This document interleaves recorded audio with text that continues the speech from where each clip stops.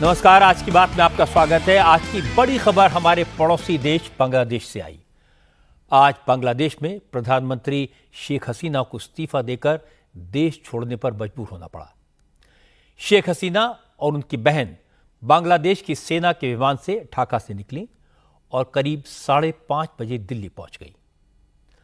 पता यह लगा है कि शेख हसीना भारत होते हुए लंदन जाना चाहती थी, लेकिन ब्रिटेन ने शेख हसीना को राजनीतिक शरण देने से इनकार कर दिया है। हालांकि पूरे ढाका में आज कर्फ्यू लगाया गया था, लेकिन कर्फ्यू का कोई असर कहीं दिखाई नहीं दिया। ढाका में प्रधानमंत्री के आवास, संसद भवन और तमाम सरकारी ऑफिसेज में प्रदर्शनकारियों ने कब्जा कर लिया। आर्मी ने सारी पावर्स ले ली। हालांकि आर्मी चीफ ने कहा कि बांग्लादेश में इमरजेंसी नहीं लगाई गई है। सेना ने सभी राजनीतिक दलों के साथ बात की है और जल्दी ही नई अंतरिम सरकार का गठन होगा। अंतरिम सरकार की देखरेख में नए चुनाव कराए जाएंगे और फिर स्थायी सरकार का गठन होगा। बांग्लादेश के आर्मी चीफ बकारुज्जमा ने लोगों से संयम बनाए रखने की अपील भी की और प्रदर्शनकारियों से अपने अपने घर लौटने को कहा। लेकिन फिलहाल बांग्लादेश में कोई किसी के नहीं सुन रहा। प्रधानमंत्री के आवास पर प्रदर्शनकारियों का कब्जा है। हर तरफ लूट मची है। शहरों में जगह जगह आग लगाई जा रही है। बांग्लादेश में रहने वाले हिंदुओं पर सबसे ज्यादा खतरा है। कई इलाकों से मंदिरों पर हमलों की खबरें आई हैं। हिंदुओं के घरों में आग लगाने की तस्वीरें भी आई हैं। बांग्लादेश में हो रही हिंसा में अब तक 300 से ज्यादा लोगों की मौत हो चुकी है। प्रशासन नाम की चीज नहीं है, कोई सरकार है नहीं, सेना की कोई सुन नहीं रहा। इसलिए सबसे बड़ा सवाल है कि बांग्लादेश में अब क्या होगा और वहां जो हालात हैं उनका हमारे मुल्क पर क्या असर हो सकता है। बांग्लादेश के हालात भारत के लिए चिंताजनक क्यों हैं, इस पर चर्चा करेंगे आज की बात में। इसके अलावा मैं आपको यह भी बताऊंगा कि आखिर बांग्लादेश में हालात इतने बिगड़े क्यों। बांग्लादेश का हाल पाकिस्तान और श्रीलंका की तरह क्यों हुआ। लेकिन सबसे पहले यह देख लेते हैं कि फिलहाल शेख हसीना कहां हैं और उनका आगे का प्लान क्या है। जनता के भारी विरोध के बाद बांग्लादेश में 15 साल के बाद शेख हसीना को कुर्सी छोड़नी पड़ी और देश भी छोड़ना पड़ा। शेख हसीना ने आज दोपहर 3 बजे अपना इस्तीफा राष्ट्रपति मोहम्मद शहाबुद्दीन को भेजा और प्रधानमंत्री आवास यानी गण भवन से सेना के हेलीकॉप्टर में बैठकर ढाका से बाहर चली गई। बाद में बांग्लादेश की सेना के एक मालवाहक विमान C-130 से वो भारत के लिए रवाना हो गई। शेख हसीना का विमान जैसे ही इंडियन एयर स्पेस में दाखिल हुआ तो हमारी एयरफोर्स के फाइटर जेट ने उनके विमान को सुरक्षा दी। शाम को शेख हसीना और उनकी बहन का विमान गाजियाबाद में हिंडन एयरफोर्स बेस पर उतरा, जहां national security advisor Ajit Doval ने शेख हसीना से मुलाकात की। हालांकि क्या बात हुई, शेख हसीना भारत में कब तक रुकेंगी, इसका डिटेल अभी तक नहीं मिला है। पता यह लगा कि शेख हसीना लंदन जाना चाहती थी, लेकिन ब्रिटिश सरकार ने फिलहाल उन्हें राजनीतिक शरण, पॉलिटिकल असाइलम देने से इनकार कर दिया है। बांग्लादेश के हालात पर इस वक्त प्राइम मिनिस्टर हाउस में मीटिंग चल रही है। इस मीटिंग में रक्षा मंत्री राजनाथ सिंह, गृह मंत्री अमित शाह, वित्त मंत्री निर्मला सीतारमण, विदेश मंत्री एस जयशंकर और NSA अजय डोवल मौजूद हैं। आज की मीटिंग में क्या हुआ इसका अपडेट मैं आपको दूंगा, लेकिन पहले ये बता दूं कि शेख हसीना बांग्लादेश में सबसे लंबे समय तक राज करने वाली प्राइम मिनिस्टर हैं। पिछले 2 महीनों से उनकी सरकार के खिलाफ बड़े पैमाने पर विरोध प्रदर्शन हो रहे थे। इसकी शुरुआत बांग्लादेश के 1971 के मुक्ति युद्ध में भाग लेने वाले परिवारों को सरकारी नौकरियों में आरक्षण देने के विरोध से शुरू हुई। धीरे धीरे छात्रों के आंदोलन में प्रतिबंधित जमात-ए-इस्लामी और मुख्य विपक्षी दल बांग्लादेश नेशनल पार्टी जैसे तमाम राजनीतिक दल भी शामिल हो गए। बांग्लादेश के सुप्रीम कोर्ट ने जब मुक्ति योद्धाओं की तीसरी पीढ़ी को आरक्षण देने पर रोक लगाई तो विरोध प्रदर्शन कुछ वक्त के लिए थमे, लेकिन पिछले कुछ दिनों से एक बार फिर पूरे बांग्लादेश में हिंसा भड़क उठी। शेख हसीना ने विरोध प्रदर्शनों पर काबू पाने के लिए सेना को उतार दिया। प्रोटेस्ट में अब तक 300 से ज्यादा लोग मारे जा चुके हैं। लगभग 11,000 लोगों को गिरफ्तार किया गया। शेख हसीना सरकार की सख्ती से लोगों की नाराजगी बढ़ती गई और जब सेना ने भी प्रदर्शनकारियों पर गोली चलाने से इनकार कर दिया तो शेख हसीना के पास इस्तीफा देने के अलावा कोई रास्ता नहीं बचा था। शेख हसीना के इस्तीफे का ऐलान भी बांग्लादेश के आर्मी चीफ वकारुज्जमा ने किया। जनजमा ने कहा कि अब उन्होंने बांग्लादेश की कमान अपने हाथ में ले ली है और वो इंटरिम गवर्नमेंट बनाने के लिए दूसरे दलों से बात कर रहे हैं। प्रधानमंत्री पदत्याग करेছেন এবং माननीय प्रधानमंत्री ने इस्तीफा दे दिया है। अब हम एक अंतरिम सरकार बनाएंगे और अपने देश को आगे ले जाने का काम जारी रखेंगे। इस वक्त देश में इनकलाब का दौर चल रहा है। मैंने सभी सियासी दलों के नेताओं को आमंत्रित किया है, वो यहाँ आए और हमारे बीच काफी अच्छी बातचीत हुई। इस बैठक में ही हमने तय किया कि देश में अंतरिम सरकार बनेगी। अंतरिम सरकार के जरिए ही देश का कामकाज चलाया जाएगा। मैं आपको वचन देता हूं कि हम सभी हत्याओं में इंसाफ दिलाएंगे। जो नाइंसाफी हुई है उसे ठीक किया जाएगा। आप सेना पर भरोसा रखिए, सैन्य बलों पर यकीन रखिए। मैं आपकी जान और माल की हिफाजत की जिम्मेदारी लेता हूं। मैं आपको वचन देता हूं कि आपको निराश नहीं करूंगा। इंशाअल्लाह आपकी जो भी मांग है हम पूरी करेंगे और अमन कायम करेंगे। जैसे ही आर्मी चीफ ने शेख हसीना के इस्तीफे का ऐलान किया तो पूरे बांग्लादेश में प्रदर्शनकारियों ने जश्न मनाया। राजधानी ढाका में लाखों की तादाद में लोग सड़कों पर उतर आए। ढाका के अलावा चटगांव, मेमनसिंह, खुलना, राजशाही, नारायणगंज, रंगपुर, सिलट, कोमिला और बारीसाल में भी हजारों लोगों ने सड़कों पर उतरकर शेख हसीना के खिलाफ नारे लगाए।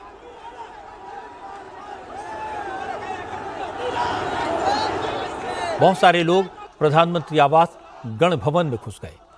उन्होंने शेख हसीना की तस्वीर वहां से हटा दी। ढाका में हर तरफ एक जैसा मंजर दिखाई दिया।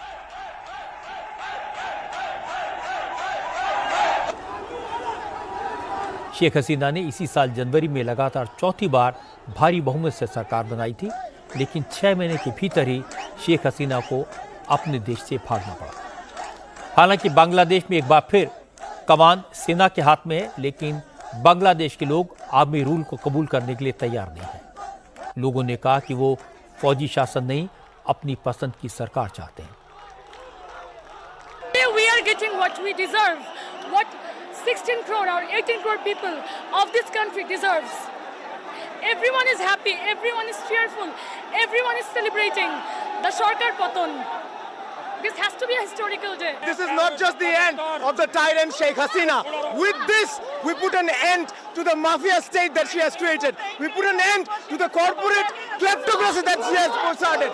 We don't want a military government. What we need is a civilians charter. We need a civilians government and we are going to ensure it. इस वक्त बांग्लादेश में हालात बहुत ख़राब हैं। प्रदर्शनकारियों को शेख हसीना की पार्टी, उनकी सरकार से जुड़ी जो भी चीज़ दिख रही है वो सब तोड़ रहे हैं। प्रोटेस्टर्स ने ढाका की सड़कों पर लगी शेख मुजीबुर रहमान की मूर्तियां तोड़ डाली। शेख हसीना के पिता शेख मुजीब को बंगबंधु और बांग्लादेश का राष्ट्रपिता कहा जाता है। उन्होंने ही बांग्लादेश को पाकिस्तान से आज़ादी दिलाई थी, लेकिन आज भीड़ ने ढाका में कई जगहों पर शेख मुजीब के स्टैचू तोड़ दिए। शेख हसीना के खिलाफ सड़कों पर उतरे प्रदर्शनकारियों को शेख मुजीब की मूर्तियों पर हथौड़ा चलाने से संतोष नहीं हुआ। बुलडोजर बुलाए गए। राजधानी ढाका में जहां भी शेख मुजीब की तस्वीर दिखी, जिस इमारत पर भी उनके फोटो, पोस्टर या मूर्तियां लगी थी, उन सब पर बुलडोजर चलाए जाते हैं। प्रदर्शनकारियों ने ढाका में बंगबंधु म्यूजियम को भी आग के हवाले कर दिया। प्रदर्शनकारियों ने कहा, आज बांग्लादेश को दूसरी आज़ादी मिली है, इसके लिए बहुत से लोग शहीद हुए हैं।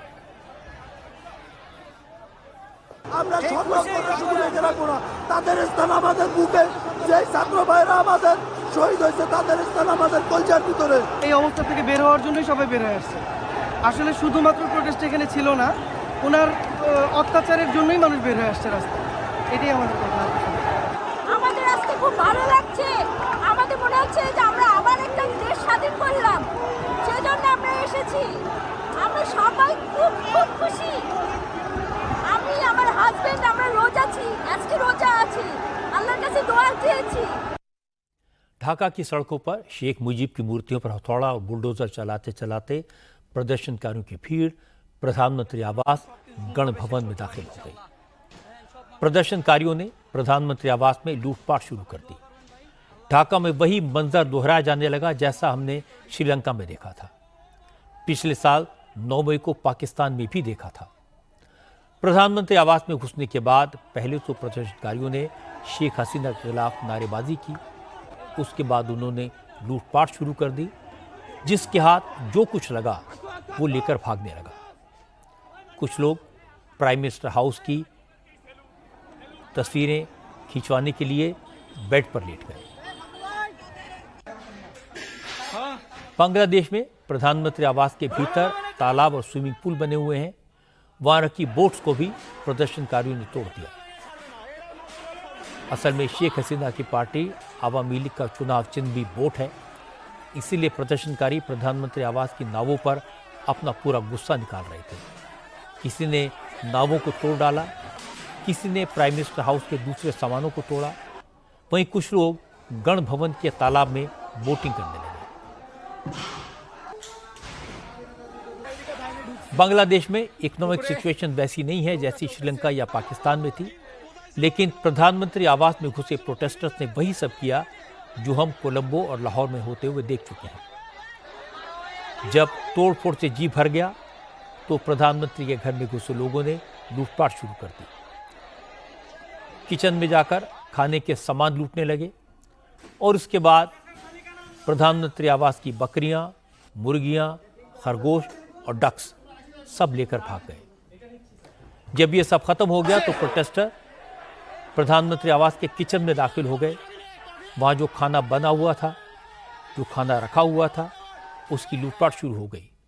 कुछ लोगों ने वहीं बैठकर खाना शुरू कर दिया। ऐसा लग रहा था कि बांग्लादेश में अकाल के बीच लोग राजा के महल में दाखिल हो गए हैं और वहाँ उन्हें जो कुछ खाने को मिला उसे खाने लगे।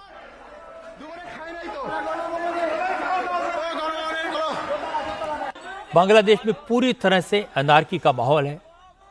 कोई प्रधानमंत्री आवास से तस्वीर ले जा रहा था तो कोई कंबल लेकर भाग रहा था। किसी के हाथ में प्रधानमंत्री आवास के बर्तन लगे तो कोई दूसरा कीमती सामान लेकर भागा। शेख हसीना और उनकी बहन के कमरों में जो साड़ियां रखी हुई थी उन्हें भी लूट लिया गया। ऐसा लग रहा था कि बांग्लादेश का प्रधानमंत्री आवास किसी मछली बाजार में तब्दील हो गया है। कई लोग तो इस लूटपाट को यादगार के तौर पर गण भवन के भीतर सेल्फी लेते हुए दिखाई दिए।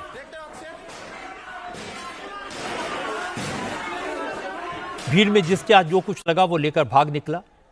जिनके हाथ खाली रह गए उन्होंने ढाका के गण भवन पर पथराव करना शुरू कर दिया।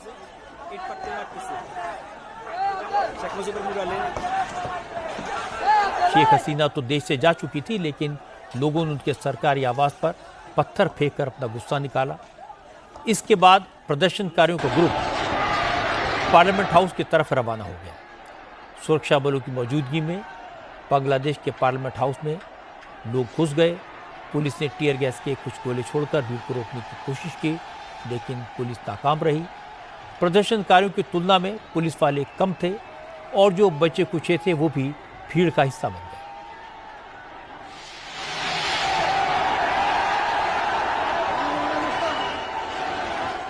बांग्लादेश में सरकार विरोधी प्रोटेस्ट करने वाले कट्टरपंथी हैं, इसलिए बांग्लादेश में रहने वाले हिंदुओं पर खतरा पैदा हो गया है।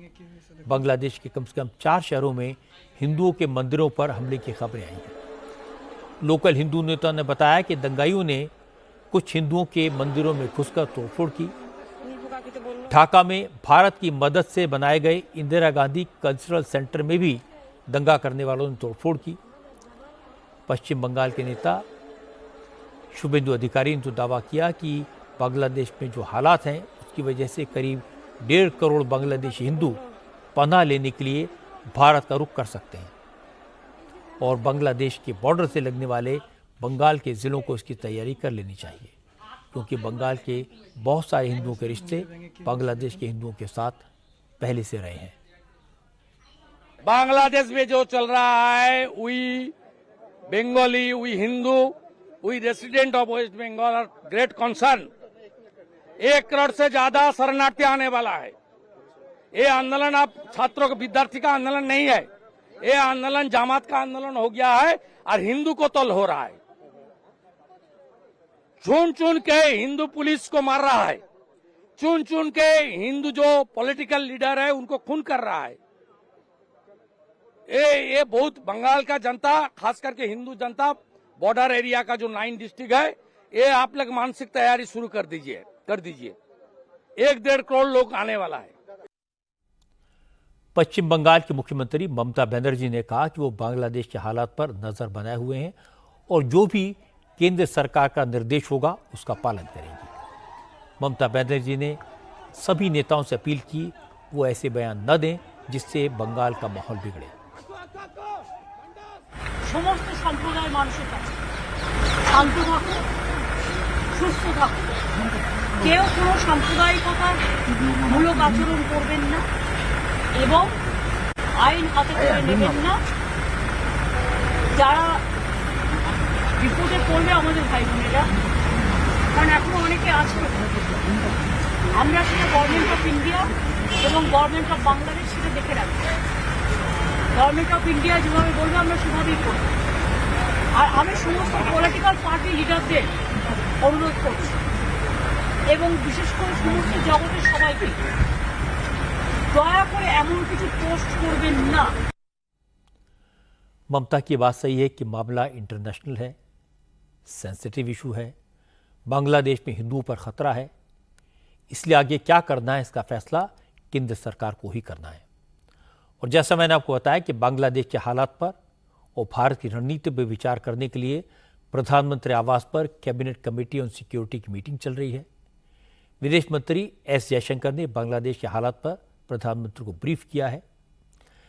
इंडिया टीवी के पॉलिटिकल एडिटर देवेंद्र पाराशर प्रधानमंत्री आवास के बाहर मौजूद हैं और एक बार देवेंद्र के पास चलते हैं। देवेंद्र, सारे हालात जो हैं मैंने आज दर्शकों के साथ शेयर किए हैं।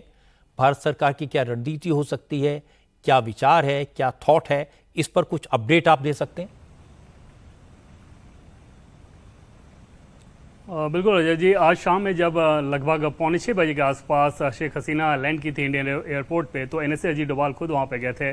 काफ़ी देर उनकी बातचीत वहाँ पे हुई। उसके बाद विदेश मंत्री एस जयशंकर प्रधानमंत्री नरेंद्र मोदी से पार्लियामेंट में उनके दफ्तर में मिले।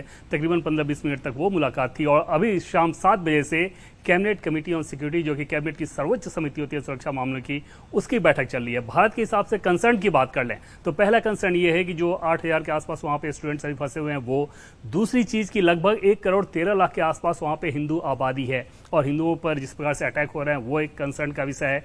तीसरी चीज़ की वहाँ पे जो भारत के दूतावास है उसमें बताया जा रहा है कि बांग्लादेश के चीफ जस्टिस सहित कई सारे लोग वहाँ पे छिपे हुए हैं, तो उनकी सुरक्षा कैसी की जाए। चौथी चीज़ कि बांग्लादेश एक पड़ोसी देश है, वहाँ पे स्थिरता कैसे रहे, शांति कैसे रहे, वो भारत के लिए वो भी बहुत ज़रूरी है। क्षेत्रीय तौर पे अगर देखें तो वो बांग्लादेश में शांति सुरक्षा रहे वो भारत के लिए ज़रूरी है।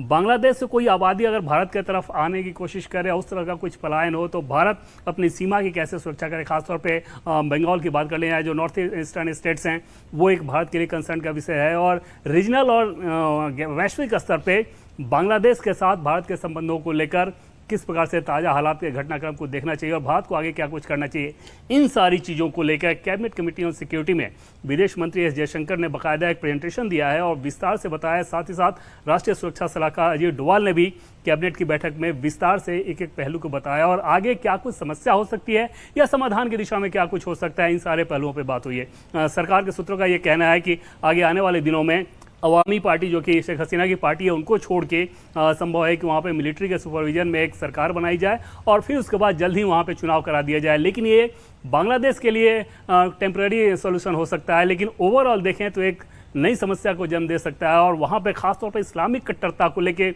वहाँ के हालात कैसे होते हैं और उसका रिएक्शन किस प्रकार से हो सकता है, इन सारे पहलुओं पे भारत की सरकार बहुत गंभीरता से विचार कर रही है। और हमें ये बताया गया टॉप सोर्सेज के द्वारा कि एक एक पहलू पे नज़र रखी जा रही है। हालांकि ये दूसरे देश का मामला है और उस लिहाज से भारत की अपनी सीमाएं हैं, लेकिन उन सीमाओं के तहत क्या कुछ किया जाना चाहिए, उन सारी चीज़ों को लेकर रणनीति बनाई जा रही है। जी देवेंद्र, बहुत बहुत शुक्रिया आपका इस अपडेट के लिए। जब ये मीटिंग ख़त्म होगी इसमें कुछ और डिटेल सामने आएंगे, तब आपसे फिर से बात करेंगे। बांग्लादेश के सियासी हालात का असर हमारे देश पर होगा, इसमें तो कोई शक नहीं है। बांग्लादेश एक जमाने में भारत का ही हिस्सा था। वहां लाखों हिंदू परिवारों के नाते रिश्ते आज भी भारत में हैं।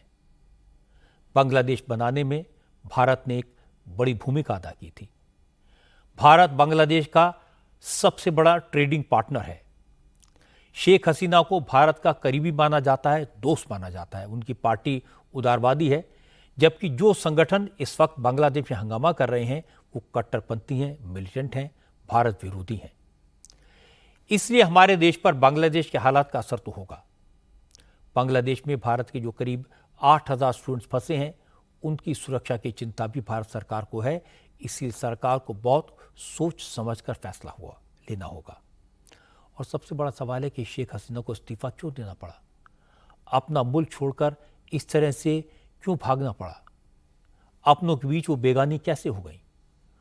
ऊपर से तो आपको यही दिखाई देगा कि स्टूडेंट मूवमेंट की वजह से हालात खराब हुए। यह आंदोलन कोटा सिस्टम में रिफॉर्म के नाम पर हुआ और शेख हसीना ने इस मूवमेंट को दबाने के लिए जो प्रयास किए वो नाकामयाब साबित हुए।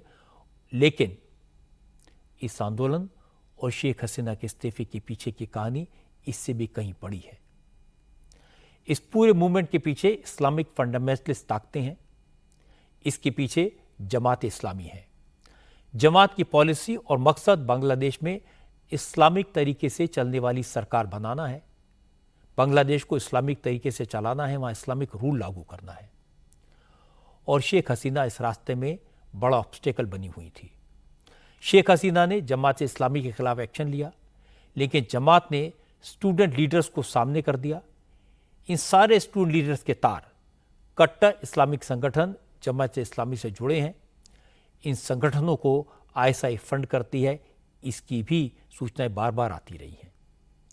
शेख हसीना ने बांग्लादेश के कट्टरपंथियों पर लगाम लगाने की कोशिश की। नतीजा ये हुआ कि जमात इस्लामी जैसे संगठन शेख हसीना को किसी भी कीमत पर हटाने के काम में लग गए। इसमें आईएसआई का भी बड़ा रोल है, इसीलिए यह आंदोलन इतना बड़ा बना। लेकिन बांग्लादेश में एक बहुत बड़ा तबका है जो शेख हसीना को सपोर्ट करता है। लेकिन इस बार आगजनी, हिंसा और तोड़फोड़ की घटनाओं के सामने ये लोग खामोश हो गए। इस्लामिक फंडामेंटलिस्ट के पावरफुल होने से बांग्लादेश में रहने वाले हिंदुओं के लिए बड़ा खतरा पैदा हो गया। दंगाइयों ने आज भी कई जगह हिंदुओं के घर जलाए हैं और भारत सरकार को सबसे ज्यादा चिंता ऐसे ही लोगों की है। इसीलिए भारत सरकार भी एक एक कदम फूंक फूंक कर रख रही है। बांग्लादेश से हमारी सीमा के करीब पश्चिम बंगाल के अलावा नॉर्थ ईस्ट के कई राज्य हैं। असम सरकार का कहना है कि बांग्लादेशी घुसपैठियों के कारण असम में जनसंख्या का संतुलन गड़बड़ा गया है। कई इलाकों में डेमोग्राफिक चेंजेस दिख रहे हैं। मजहब छुपाकर, नाम बदलकर, लालच देकर दूसरे धर्मों की लड़कियों से शादी करने और फिर धोखा देने के केसेस में जबरदस्त बढ़ोतरी हुई है। आदिवासियों की जमीनों पर बड़े पैमाने पर खरीदा जा रहा है। इसलिए अब असम के मुख्यमंत्री हिमंता बिस्वा शर्मा ने कहा कि सरकार लव जिहाद और लैंड जिहाद के खिलाफ कड़ा कानून बनाएगी।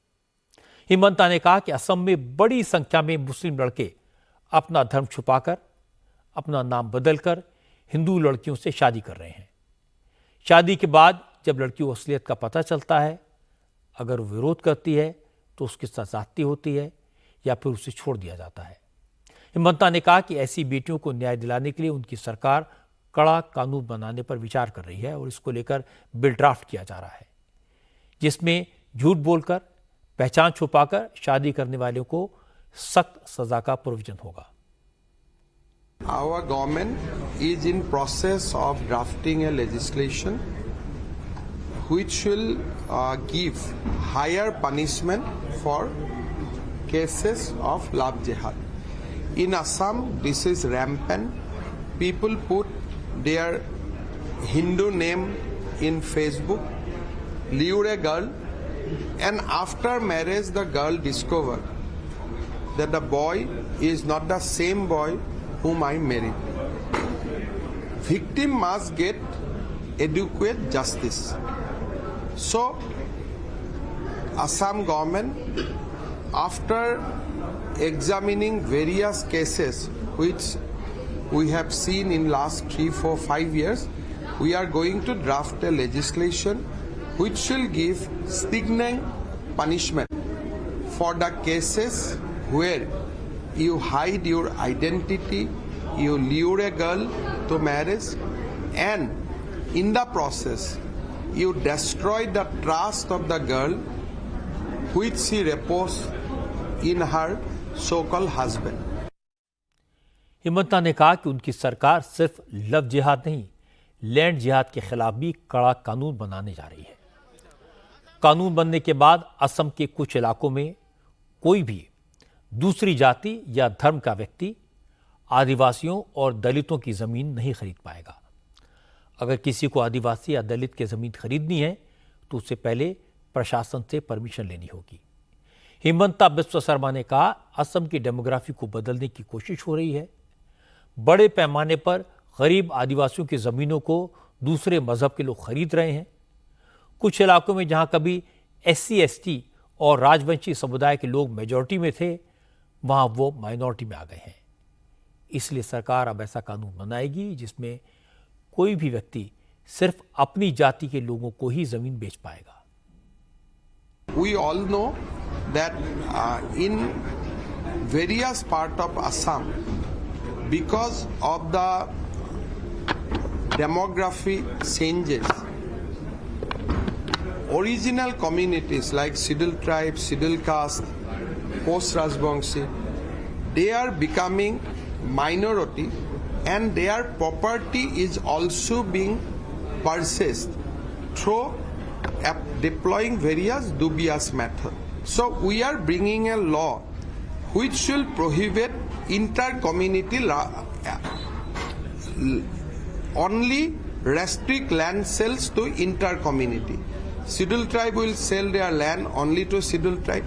Scheduled caste will sell their land only to scheduled caste. And OBC will sell their land only to OBC. We will walk against love jihad, we will walk against land jihad. हालांकि जैसे हिमंता ने यह बात कही तो गुवाहाटी से लेकर दिल्ली तक सियासी हलचल मच गई। विरोधी दलों के नेताओं ने हिमंता के ऐलान को बीजेपी के कम्युनल एजेंडे का हिस्सा करार दिया। AIUDF के अध्यक्ष बदरुद्दीन अजमल ने कहा, ये लोगों को धर्म के नाम पर बांटने की साजिश है, मुसलमानों को अलग थलग करने की रणनीति है। बदरुद्दीन अजमल ने कहा कि हिंदुस्तान तो सबका है, यहां की जमीन पर सबका बराबर का हक है, फिर सिर्फ मुसलमानों को दूसरे धर्म के लोगों की जमीन खरीदने से कैसे रोका जा सकता है। लैंड के ऊपर हर इंसान का हक है, हर आसामी का हक है। पूरे इंडिया का कोई भी आके यहाँ लैंड भी ले सकता है। ये कश्मीर नहीं है, वो 370 उठा दिया गया, तो इसलिए कोई भी आ भी सकता है, ले भी सकता है। हिंदू मुसलमान की जमीन ले सकता है, मुसलमान हिंदू की जमीन ले सकता है। क्या ऐसा बिल लाएंगे चमक दिखाने के लिए, हिंदू भाइयों को खुश करने के लिए? मेरा नसीहत होगा, एक बड़े भाई के हिसाब से आप ये सब बयानबाजी बंद करें। लव जिहाद क्या है? क्या है लव जिहाद? आज इंडियन फिल्म इंडस्ट्री में आमिर खान की बीवी हिंदू है, हा? और जो है आपके सलीम की बीवी हिंदू है, धर्मेंद्र की बीवी हिंदू है, उसके बाद बड़े बड़े जितने स्टार्स हैं उनके सबकी बीवी हिंदू है। वहां आप नहीं पकड़ सकते, यहाँ आके गरीबों को आप पकड़ेंगे, क्योंकि आपको सताने में मजा आता है। मुसलमान को जब सताएंगे आपको बहुत मजा आता है। ये रास्ता छोड़ दो भाई, आप सबके साथ भलाई का रास्ता इख्तियार करो। सबका साथ सबका विकास मोदी जी ने कहा है, कम से कम उसको तो मान लो। दिल्ली में कांग्रेस के नेताओं ने भी असम में लव जिहाद और लैंड जिहाद के खिलाफ कानून को नफरत और ध्रुवीकरण की राजनीति बताया। तारिक अनवर ने कहा, नया मुल्ला प्याज ज्यादा खाता है। हिमंता कांग्रेस से बीजेपी में गए हैं, इसलिए वो नफरत के मामले में बीजेपी वालों को पीछे छोड़ने पर तुले हुए हैं। ऐसा है कि कहावत है हमारे बिहार में और भी जगह होगा कि जो नया मियाँ होता है, यानी जो नया मुसलमान होता है वो प्याज ज़्यादा खाता है। तो ये जो शर्मा जी हैं ये कन्वर्टेड हैं, कांग्रेस से बीजेपी कन्वर्शन हुआ है इनका। तो ये अपने नेता को या अपनी पार्टी को ये बताने की कोशिश कर रहे हैं कि हम तुमसे भी ज़्यादा कट्टरपंथी हैं। लेकिन बंगाल विधानसभा में लीडर ऑफ ऑपोजिशन शुभेंदु अधिकारी ने भी असम के लव जिहाद और लैंड जिहाद कानूनों को सपोर्ट किया। शुभेंदु अधिकारी ने कहा कि बंगाल में जब बीजेपी की सरकार बनेगी तो यहां भी धर्म परिवर्तन और घुसपैठ को रोकने के लिए कानून बनाए जाएंगे। बीजेपी का सरकार जब आएगा पहले लाभ जिहाद के खिलाफ कानून आएगा, एक नंबर। दूसरा कानून आएगा रिलीजियस कन्वर्सन के खिलाफ। तीसरा आएगा रोहिंग्या घुसपैठियों के खिलाफ। अभी कानून आया नहीं है। हिमंता बिस्वा शर्मा ने सिर्फ कानून बनाने का ऐलान किया है, लेकिन इस पर सियासी बयानबाजी शुरू हो गई। हालांकि कांग्रेस के नेता हो, शिवसेना के संजय राउत हो या बदरुद्दीन अजमल हो, वो फैक्ट्स पर बात नहीं कर रहे, सिर्फ असम की सरकार को कोस रहे हैं, हिंदू मुसलमान की बात कर रहे हैं। लेकिन हिमंता ने अपनी बात फैक्ट्स के साथ रखी। उन्होंने कहा कोई अपनी मर्जी से किसी से शादी करता है, इस पर कोई रोक नहीं होगी, लेकिन अगर पहचान छुपाकर मुस्लिम होने के बाद खुद को हिंदू बताकर हिंदू लड़की से कोई शादी करता है, धोखा देता है और लड़की शिकायत करती है, तो लड़की को न्याय दिलाना सरकार की जिम्मेदारी है। असम में लव जिहाद के मामले बढ़ गए हैं, इसलिए कानून को सख्त करने की जरूरत है। इसी तरह गोलपाड़ा जिले में इस तरह के बहुत सारे मामले सामने आए हैं जहां मुसलमान लड़कों ने पहचान छुपाकर आदिवासी या दलित हिंदू लड़की से शादी की, इसके बाद उसकी प्रॉपर्टी पर कब्जा कर लिया। बहुत से केसेस में गरीब हिंदुओं की जमीन ज्यादा कीमत देकर मुसलमानों ने खरीदी और आदिवासी भूमिहीन हो गए। हिमंता बिस्वा शर्मा की सरकार इस ट्रेंड पर रोक लगाना चाहती है, लेकिन हमारे देश की प्रॉब्लम यह है कि अगर मसला मुसलमानों से जुड़ा हो तो बिना सोचे समझे उसे कम्युनल कलर दिया जाता है, सांप्रदायिक कहा जाता है। असम में कानून बना नहीं, उस पर सियासत शुरू हो गई। इसी तरह जैसे ही खबर आई कि केंद्र सरकार वक्फ बोर्ड की शक्तियों को कम करने का कानून बना सकती है, वक्फ की संपत्तियों को रेगुलेट किया जा सकता है, तो इस पर भी राजनीतिक बयानबाजी हावी हो गई। खबर यह है कि नरेंद्र मोदी की सरकार वक्फ बोर्ड एक्ट में बदलाव करने जा रही है और इसके लिए अमेंडमेंट बिल इसी हफ्ते पार्लियामेंट में पेश किया जा सकता है। पता ही चला कि इस बिल के जरिए सरकार वक्फ एक्ट में करीब 40 संशोधन बदलाव करेगी। इन संशोधनों को, इन बदलावों को कैबिनेट की मंजूरी मिल चुकी है। चर्चा तो यह भी है कि ये अमेंडमेंट बिल आज ही संसद में पेश होना था, लेकिन ऐसा हो नहीं पाया। पता यह लगा कि मोदी सरकार चाहते कि वक्फ बोर्ड की किसी भी संपत्ति को वक्फ संपत्ति बनाने की शक्तियों पर अंकुश लगाया जाए। अभी जो कानून है उसके मुताबिक वक्फ बोर्ड किसी भी प्रॉपर्टी को वक्फ की प्रॉपर्टी घोषित कर सकता है। वक्फ बोर्ड के इस फैसले को कोर्ट में चैलेंज नहीं किया जा सकता। जिसे इस फैसले पर एतराज हो वो वक्फ बोर्ड के सामने ही अपील कर सकता है, लेकिन अपने दावे को सही करने की जिम्मेदारी उसी व्यक्ति की होगी। अब जो 40 संशोधन प्रस्तावित किए गए हैं उनके मुताबिक ये पूरी तरह बदल जाएगा। अब वक्फ बोर्ड द्वारा संपत्तियों पर किए गए दावों का अनिवार्य रूप से सत्यापन किया जाएगा, रजिस्ट्रेशन होगा। वक्फ बोर्ड के फैसलों को कोर्ट में चैलेंज किया जा सकेगा। जानकारों के मुताबिक वक्फ एक्ट में बदलाव के फैसले से पहले सरकार ने कई मुस्लिम संगठनों और इंटेलेक्चुअल से बात की। अब वक्फ बोर्ड के लिए यह जरूरी किया जाएगा कि वो अपनी सारी प्रॉपर्टीज को डीएम या कलेक्टर ऑफिस में रजिस्टर करें, जिससे उनके दावों की जांच की जा सके। केंद्र और राज्य वक्फ बोर्ड में अब तक महिलाओं को प्रतिनिधित्व नहीं मिलता था, जो अब कंपल्सरी बना दिया जाएगा। वक्फ बोर्ड में कमजोर वर्ग के मुसलमानों का रिप्रेजेंटेशन भी सुनिश्चित करवाया जाएगा। हालांकि अभी सरकार ने वक्फ एक्ट में बदलाव के लिए बिल पार्लियामेंट में पेश नहीं किया है, लेकिन विरोध शुरू हो गया है। असदुद्दीन ओवैसी ने कहा कि सरकार वक्फ प्रॉपर्टीज पर कब्जा करना चाहती है, वक्फ बोर्ड की ऑटोनॉमी को खत्म करना चाहती है। इसलिए इस तरह का बिल लाया जा रहा है। ओवैसी ने कहा कि अगर वक्फ कानून में संशोधन हुए तो इससे परेशानियां और बढ़ जाएंगी। मोदी हुकूमत वक्फ बोर्ड की ऑटोनॉमी को छीनना चाहती है और वो इंटरफेयर करना चाहती है वाकिफ के मंशे के खिलाफ कि किस तरह से उस वक्फ की प्रॉपर्टी को चलाया जाए। ये खुद फ्रीडम ऑफ रिलीजन के खिलाफ है, नंबर 1। दूसरी बात यह है कि बीजेपी शुरू से वक्फ बोर्ड्स और वक्फ की प्रॉपर्टीज के खिलाफ रही है और इनका एक हिंदुत्व का एजेंडा है, आरएसएस का एजेंडा है कि वो शुरू से वक्फ प्रॉपर्टीज को और वक्फ बोर्ड को खत्म करने की कोशिशें करती रही हैं। यानी जो पहले से वक्फ हो चुकी हैं प्रॉपर्टीज, अब दोबारा उनको स्टैब्लिश करना पड़ेगा कि ये वक्फ है। ये इम्पॉसिबिलिटी है। अब कई लोग वक्फ की प्रॉपर्टीज में एंक्रोचर्स है, इलीगल तरीके से वहां पर है, तो इनको एक मौका मिल जाएगा कि वो वक्फ प्रॉपर्टीज को बोलेंगे कि हमारी प्रॉपर्टी है, प्राइवेट वक्फ की प्रॉपर्टी नहीं है। और कोई भी प्रॉपर्टी में ये झगड़े होते कहीं ना कहीं, तो उसको एक एंक्रोचर्स को एक मौका मिल जाएगा। ओवैसी कह रहे हैं कि कानून में बदलाव के बाद वक्फी प्रॉपर्टी पर झगड़े बढ़ेंगे, प्रॉपर्टी पर कब्जे की कोशिश होगी। लेकिन हकीकत बिल्कुल उल्टी है। हकीकत यह है कि ओवैसी के अपने स्टेट तेलंगाना में वक्फ की 80% प्रॉपर्टी पर गैर कानूनी कब्जा हो चुका है। तेलंगाना में वक्फ बोर्ड के पास कुल 77,538 एकड़ जमीन है, 77,538 एकड़।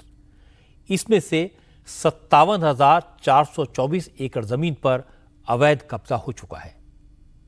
हैदराबाद में जहां से ओवैसी सांसद हैं, वहां वक्फ रिकॉर्ड में 1,785 एकड़ जमीन है और इसमें से 1,470 एकड़ जमीन पर अवैध कब्जा है। अगर कानून में बदलाव होता है तो इससे उन जमीनों को कब्जा मुक्त कराया जा सकेगा जिन पर गैर कानूनी कब्जे बने हुए हैं। लेकिन मुश्किल है कि ओवैसी को हर मुद्दे पर नरेंद्र मोदी की नीयत पर सवाल उठाने हैं, इसलिए वो कह रहे हैं कि इससे जमीन के झगड़े और बढ़ जाएंगे। हालांकि यह सिर्फ ओवैसी का नहीं है, विपक्ष के ज्यादातर नेताओं ने आज इसी तरह की बातें कही। अखिलेश यादव ने कहा कि बीजेपी के पास हिंदू मुस्लिम के अलावा और कोई मुद्दा नहीं होता। बीजेपी किसी न किसी बहाने मुसलमानों को परेशान करने में लगी रहती है। बीजेपी के पास हिंदू मुस्लिम या मुसलमान भाइयों को कैसे उनके अधिकारों को छीना जाए, उनकी अधिकार जो मिले हैं, जिन्हें आज़ादी के अधिकार हैं या उनके स्वतंत्र जो अधिकार हैं, उनके अपने धर्म को लेकर के अपनी कामकाज की व्यवस्था को बनाए रखने के लिए, और केवल वक्फ बोर्ड नहीं, हमारे मुख्यमंत्री देखिए कितने समझदार हैं सरकार के, उन्हें उर्दू में ये पता लगा कि नजूल उर्दू शब्द है। उन्हें समझाते रहे अधिकारी कि नजूल का मतलब कुछ और है, लेकिन उन्होंने कहा नहीं, नजूल मतलब मुसलमानों की जमीन है। ये वक्फ बोर्ड के खिलाफ सबसे ज्यादा शिकायतें इसी बात को लेकर है कि वो कानून के नाम पर किसी भी प्रॉपर्टी पर अपना दावा ठोक देता है। दरअसल वक्फ का अर्थ होता है किसी चीज को खुदा के हवाले कर देना, समर्पित कर देना। ये चीज जमीन हो सकती है, घर, मकान, दुकान या पैसा भी हो सकता है। एक बार कोई चीज वक्फ कर दी गई, खुदा के हवाले कर दी गई, तो दान देने वाला भी इसे वापस नहीं मांग सकता। आपको जानकर हैरानी होगी कि भारत में सेना और रेलवे के बाद सबसे ज्यादा जमीन, करीब 9 लाख एकड़ जमीन वक्फ बोर्ड के पास है। पिछले 15 साल में यह प्रॉपर्टी डबल हुई है। यूपी में सबसे ज्यादा वक्फ प्रॉपर्टी है। यूपी में सुन्नी बोर्ड के पास कुल 2,10,239 संपत्तियां हैं, जबकि शिया बोर्ड के पास 15,386 संपत्तियां हैं। पिछले 15 साल में वक्फ की प्रॉपर्टी डबल हुई है। इसी दौरान उस जमीन पर कब्जे के सबसे ज्यादा आरोपी लगे हैं। लेकिन वक्फ बोर्ड और मुस्लिम संगठन से जुड़े मौलाना वक्फ में गड़बड़ी की बात को मानने के लिए तैयार नहीं है। बरेलवी संगठन कौमी इत्तेहाद मोर्चा के संस्थापक गुलाम रसूल बलियावी ने कहा कि हकीकत तो यह है कि वक्फ की प्रॉपर्टी पर सरकारों का कब्जा है, अगर सरकार वक्फ बोर्ड की प्रॉपर्टी मुसलमानों को लौटा दे तो मुसलमानों को सरकारी मदद की जरूरत नहीं पड़ेगी। वक्फ बोर्ड के कंसेप्ट को लोग समझ गए होते तो वेलफेयर समझ में आ गया होता। वक्फ बोर्ड की जो संपत्तियां हैं वो अगर यदि केंद्र सरकार वापस कर दे, राज्य सरकारें उसे वापस कर दें और उसका सर्वे करा करके अल्पसंख्यक कल्याण के हवाले कर दे तो एजुकेशनली जो बैकवर्डनेस है मुस्लिम माइनॉरिटीज में, उसके ख़त्म करने के लिए हुकूमत के अनुदान की कोई आवश्यकता और ज़रूरत नहीं पड़ती। लेकिन बीजेपी के नेता मुख्तार अब्बास नकवी ने कहा, अब तक वक्फ बोर्ड की मनमर्जी चल रही है, अब ये सब खत्म हो जाएगा, इसीलिए इसका विरोध किया जा रहा है। आपने जमीनें छीनी थी क्या जो डरे हुए हो आप तो किसी भी कुछ वक्फ बोर्ड की तो ये हालत हो गई थी, किसी पे भी हाथ रख दिया, कहा ये मेरी है, अब वो बेचारा परेशान होता फिरे। तो उसको करेक्ट करने के, जिससे लेकर के अविश्वास का माहौल पैदा हुआ है, उस अविश्वास के माहौल को विश्वास में बदलने की जरूरत है। लोगों की आदत है कि चूरे वक्त के सिस्टम हो या वक्त की व्यवस्था हो, उसको टच मी नॉट की सोच, सनक और संकीर्ण सियासत के चक्रव्यूह में फंसा के रखा हुआ है। अब कई मौलानाओं ने कांग्रेस और दूसरी विपक्षी पार्टियों से सरकार के इस बिल का विरोध करने की अपील की है। मुंबई में जमीयत उलमा हिंद के अध्यक्ष मौलाना सिराज खान ने कहा, अगर उनकी बात नहीं सुनी गई तो फिर मुसलमान समाज को सड़क पर उतरने के लिए मजबूर होना पड़ेगा। मैं कांग्रेस गवर्नमेंट अलायंस के लोगों से ये गुजारिश करूंगा कि जो लोग भी इंडिया अलायंस को, मुसलमानों के, दूसरे माइनॉरिटी के सारे लोगों ने जिन्होंने उनको वोट किया, मैं उनसे एक अपील करूंगा कि आप लोग इस मामले को, अगर ये पार्लियामेंट में बिल आता है तो उसकी पुरजोर मुखालफत करें, और नहीं तो मुसलमानों को, अगर मुसलमानों के मामलात के अंदर कुछ ना कुछ अगर ये रद्दोबदल करेंगे तो मुसलमान सड़कों पर उतरेगा। लेकिन कई मौलाना ऐसे भी हैं जो सरकार के इस फैसले को सपोर्ट कर रहे हैं। ऑल इंडिया इमाम संगठन के चीफ उमेर अहमद इलियासी ने कहा, वक्त के साथ कानूनों ने भी जमाने के हिसाब से बदलाव करने पड़ते हैं, इसलिए इस पर हंगामा करने की कोई जरूरत नहीं है। विरोध करना समाधान नहीं है, उस पर चर्चा होनी चाहिए, बातचीत होनी चाहिए। अगर कहीं कोई गलत लगता है तो उस पर बात करनी चाहिए, ना कि राजनीति करें। हाँ, इतना जरूर है कि इस पर बहस होनी चाहिए, इस पर चर्चा होनी चाहिए, इसके जो वक्फ के एक्सपर्ट्स हैं उनको शामिल करना चाहिए, इस पर रिलीजियस लोगों को खास तौर पर इसको प्रस्ताव लाने से पहले उस पर भी उनको भी बैठकर इसमें शामिल करना चाहिए, और उसमें इस बात का ख्याल जरूर रखना चाहिए कि जो वक्फ का मंशा है, जो वक्फ जायदाद जो होती है या वक्फ कोई भी चीज होती है, क्योंकि वक्फ की हुई चीज ईश्वर के नाम होती है, अल्लाह के नाम लोग दान करते हैं, उसको वक्फ कहते हैं, उसे वक्फ करना ईश्वर के नाम। तो जो जिस मकसद से जिस आदमी ने, जिस लोगों ने उसको दान किया या वक्फ किया, उसमें भी कोई ऐसी छेड़छाड़ ना हो कि जिसकी जो मर्यादा है उसको या उसके मकसद को नुकसान पहुंचे, उसका भी हमें ख्याल करना चाहिए। फिलहाल जो कानून है उसके मुताबिक एक बार वक्फ बोर्ड किसी संपत्ति को वक्फी जमीन घोषित कर दे, वक्फी प्रॉपर्टी घोषित कर दे, तो फिर उसे कहीं चुनौती दी ही नहीं जा सकती। इसका नतीजा क्या होता है, इसके कुछ एग्जाम्पल्स मैं आपको देता हूं। तमिलनाडु में एक पूरे के पूरे गांव को वक्फ की प्रॉपर्टी बता दिया गया। इस गांव में प्राचीन मंदिर था, उसे भी वक्फी प्रॉपर्टी बताकर मंदिर में हिंदुओं के प्रवेश रोकने की कोशिश की गई। बेंगलुरु में एक 5 स्टार होटल की जमीन को वक्फ बोर्ड ने अपनी जमीन बता दी। मुंबई में मुकेश अंबानी के घर एंटालिया पर भी वक्फ बोर्ड ने दावा किया, कहा कि मुकेश अंबानी का जो घर है वो वक्फ की जमीन पर बना है। और इस तरह के मामले आपको हर शहर में देखने को मिलेंगे।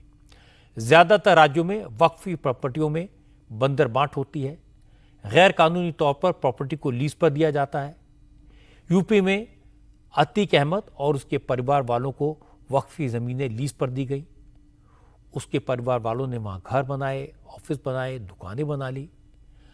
आजम खां पर वक्फी जमीनों पर कब्जे के आरोप लगे। यूपी वक्फ की जमीनों में घोटालों की जांच सीबीआई कर रही है।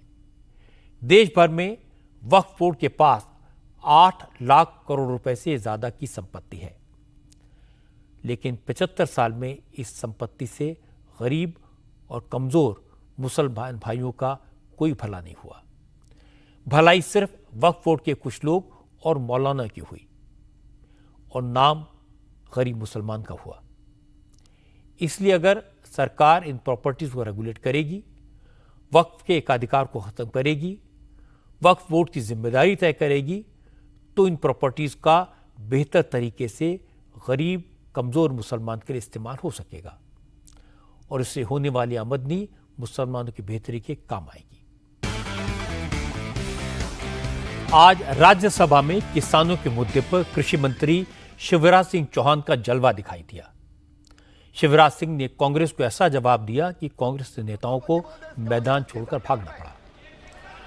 असल में राज्यसभा में किसानों के मुद्दे पर चर्चा हो रही थी।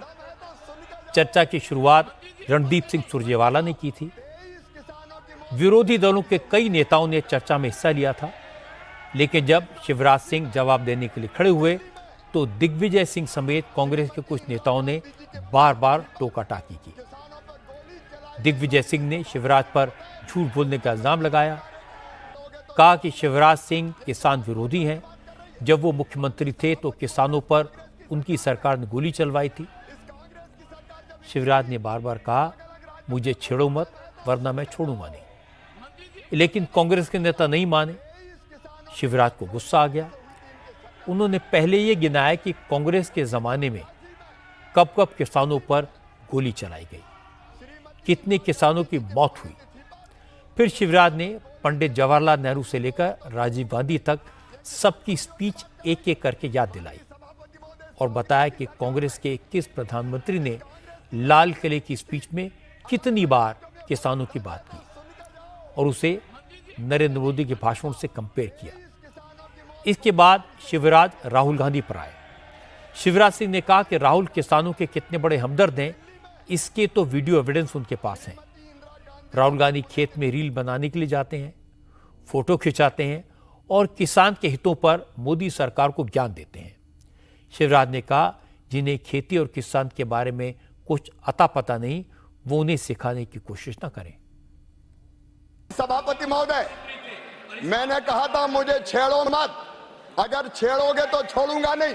ये किसान गोलियों की बात कर रही है। माननीय सभापति महोदय, इस कांग्रेस की सरकार में, इस कांग्रेस की सरकार जब इनकी थी, अलग अलग राज्यों में गोली चलने की बात करते हैं। इनके साथ ये दिग्विजय सिंह जी बैठे, खून से हाथ इनके सुने, 24 किसानों को मार। सुन के जाओ, दम है तो सुन के जाओ मंत्री जी, सुन के जाओ। माननीय सभापति जी, मैंने कहा था मैं शालीनता से बात करना चाहता हूँ। एक सेकंड बैठिए, स्थान ग्रहण कीजिए। लेकिन ये छेड़ेंगे तो मैं छोड़ूंगा नहीं। मुझे किसी को गाली देना अच्छा नहीं लगता, मैं कभी आलोचनाओं में विश्वास नहीं करता, लेकिन नाटक से किसान की जिंदगी नहीं बदलेगी। माननीय सभापति महोदय, एक नेता जिन्होंने बड़ी यात्राएं निकाली, बड़ी बड़ी यात्राएं, उस यात्रा के दौरान माननीय सभापति महोदय हरियाणा गए। सोनीपत रियल दिखने के लिए रील बनाई। 2023 का वीडियो है सोनीपत का। अचानक एक खेत में पहुंच जाते हैं। किसानों से ज्यादा वहां कैमरामैन थे। कैमरे पहले से फिक्स थे, कहां फोकस किए जाएंगे ये तय था। 2 लोग पकड़ के उनको खेत में ले जा रहे हैं। खेत में पहुंचने के बाद उनको पता नहीं खेत में करना क्या है, तो वहां पूछ रहे हैं कैमरामैन से, कैसे खड़े होना है, क्या करना है, क्या करना है। माननीय सभापति महोदय, मेरे पास उसकी ये पूरी की पूरी वीडियोग्राफी की सीडी है। कहां खड़ा होना है, कैमरे लगाओ, लोग देख लें कि हम किसान हैं। जब इनको हल भेंट किया जाता तो ये पूछते ये है क्या। और एक स्वर्गीय प्रधानमंत्री जी ऐसे हुए हैं कि जिनने जब देखा कि लाल मिर्ची के दाम हरी मिर्ची से दादा है तो उन्होंने कहा, किसानों ये लाल मिर्ची क्यों नहीं उगाते? ये खेती की बात करेंगे माननीय सभापति महोदय, ये किसानी की बात करेंगे? जहां चर्चा करने हो कर लें। मैं किसान का बेटा भी हूं और खुद भी किसान हूं, खेती करता हूं। शिवराज सिंह की अच्छी बात है कि वो पूरी तैयारी के साथ सदन में बोलते हैं, अंदाज इंटरेस्टिंग है और अपनी बात फैक्ट्स और फिगर्स के साथ कहते हैं, शालीनता का भी ध्यान रखते हैं। लेकिन जब उनके साथ ज़्यादा छेड़छाड़ की गई तो उन्होंने कहा कि छेड़ोगे तो छोड़ूंगा नहीं, इसीलिए उन्होंने राहुल गांधी की रील का किस्सा छेड़ा। सदन को बताया कि राहुल गांधी किसान होने का ड्रामा कैमरा टीम के लिए रील बनाने के लिए कर रहे थे। हालांकि ये कोई नई बात नहीं है, कोई सीक्रेट नहीं है, ये वीडियो तो सबने देखा था। लेकिन कांग्रेस के नेता अब शिवराज सिंह चौहान के खिलाफ प्रिविलेज मोशन लाएंगे। लेकिन शिवराज ने आज जिस अंदाज में जवाब दिया उसके बाद कांग्रेस के नेताओं को और ज्यादा खरी खोटी सुनने के लिए तैयार रहना चाहिए। आज जब यह खबर आई कि अगले 24 घंटे में ईरान इजराइल पर जबरदस्त हमला कर सकता है तो शेयर बाजार में भारी गिरावट देखने को मिली। इन्वेस्टर्स को भारी नुकसान झेलना पड़ा। सेंसेक्स आज 2222 पॉइंट गिरा। निफ्टी भी 662 पॉइंट गिरकर 24,055 पर बंद हुआ। आज banking, IT, retail, manufacturing her sector के शेयर गिरे। हालांकि शेयर सिर्फ हमारे मार्केट में नहीं गिरे, दुनिया भर के ज्यादातर स्टॉक एक्सचेंजेस का यही हाल था। अमेरिकी शेयर बाजार के इंडेक्स डाउ जोन्स में आज लगातार दूसरे दिन जबरदस्त कमी देखी गई। जापान का निक्केई तो आज 12% लुढ़क गया। 1987 के बाद ये पहला मौका है जब जापान का शेयर मार्केट इतनी बुरी तरह क्रैश हुआ। इसी तरह साउथ कोरिया का इंडेक्स कॉस्पी भी करीब 9% की गिरावट के साथ बंद हुआ। हालात ये हो गए कि लोअर सर्किट लगाकर 20 मिनट के लिए ट्रेडिंग रोकनी पड़ी। मार्केट एक्सपर्ट्स का कहना है कि ईरान और इजराइल के बीच युद्ध की आशंका के कारण दुनिया भर में निवेशकों ने अपना पैसा निकालना शुरू कर दिया है।